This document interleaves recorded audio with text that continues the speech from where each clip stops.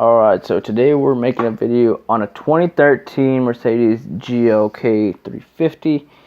In this video we're using ramps, not a jack stand, because it's a little bit more difficult. They cost about 25 bucks on eBay. These are the other tools you need. Also, this may work for different years, but this model is a 2013. Make sure your engine is cool. Open up your hood bay, get it up the ramps, be careful, and make sure it's stabilized. Then you're ready to remove this plastic cap. Comes off pretty easy. Loosen your oil cap to your left and your oil filter cap to your right. That's very important to loosen them for ventilation purposes, so the oil can fall by gravity. Make sure you clean those areas once you get them off and you're ready to insert the oil. I'm using this oil filter remover. I got it from my dad. It was kind of difficult to use this, but I made it work. Also, I suggest some gloves. You're going to go through about 2 or 3 of them, and some paper towels. Keep your job clean, and you can go clean the dinner after work. So let's climb under the vehicle, and here you're going to be removing a protective panel. It's about 8 to 12 screws. You're going to use your 8mm socket, and in my case I have a small ratchet wrench. It's just a little handheld one. Works perfectly. Once you remove it, this is what the drain pan looks like, and this is what where your oil bolt that you're removing is. So this bolt is a 13mm hex drain bolt, and it has a copper washer on there. So that little handheld ratchet I'm using a breaker bar that's included in my tool list. That breaker bar, it's a gas pipe I actually cut off, and you just slide your ratchet in there and put it on your bolt. Make sure you're not stripping anything. Make sure you're using that 13mm too, nothing similar.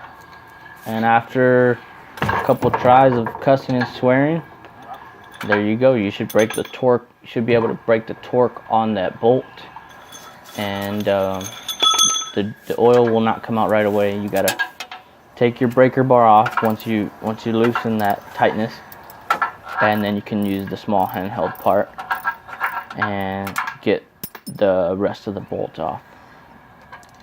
And then eventually you'll be able to use your hand and just take out the bolt. So remember to clean all these areas with towels. It'll make your job a lot easier. You can see where the spills are.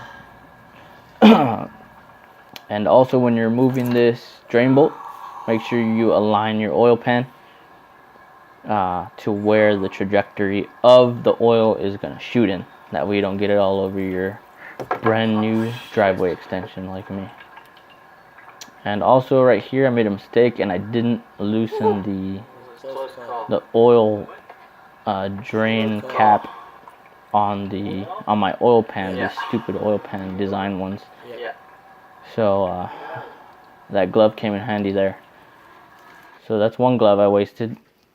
Here is the bolt that you're going to be removing, and you'll notice that it has the copper ring on it. It's a washer, and that washer, you'll notice it's also bended, so it bends to the contour of the metal pan, and it provides a seal. So you might want to replace that.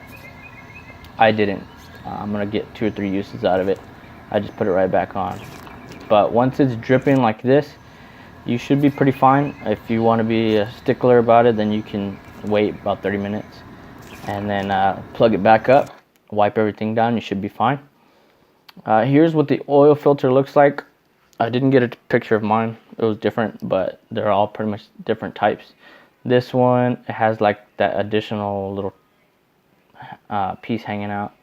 Make sure you put the gasket on correctly and then put it back in, tighten it up, and since you got the bolt on the bottom, you're ready to tighten up your oil filter on the right, and the one on the left, you're ready to open it up, clean around there. Don't let anything fall into the oil insert area, and put your funnel in, and you're pretty much ready to top it off.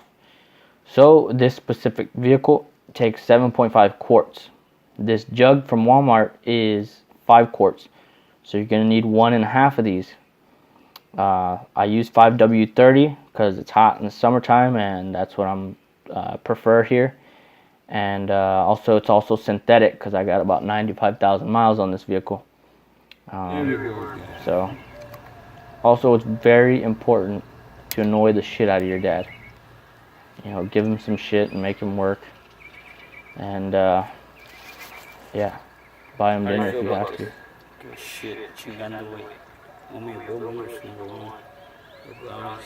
There you go. Just rub it in a little bit. Yeah.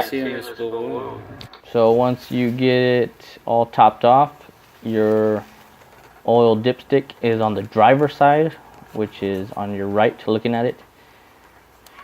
So pull it out and adjust. After you put in the 7.5 quarts, make sure you see the maximum and minimum line. So you want it right in between those lines, anywhere in between. I prefer to keep it up to the 80% towards the max to keep your engine cooler. But make sure you're gonna have to check this about 3 times properly.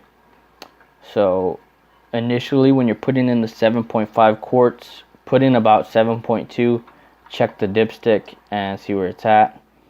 And then the second time you check it, you want to drive it around the block for about 10 minutes, or go on the highway, do a trip, and then come back, check it again, and you might be low. So then you're going to have to top it back up to the max, check it again. And the third time you want to check it is in the morning when it's cold and the car's been sitting there, everything's down by gravity. You want to check it again that third time, make sure you're okay. And that's pretty much it for this oil change. It's very simple. It's not as complicated as you think, and it'll probably save you a lot of money. So besides the tools, the oil costs about $50. The filter costs about $10 on eBay. $20 at an auto parts spot, or so it'll cost you about $50. And that's pretty much it. So thanks for watching, and hopefully I saved you some money. Check out my other videos if you want any vehicle specific jobs done. Thanks for watching.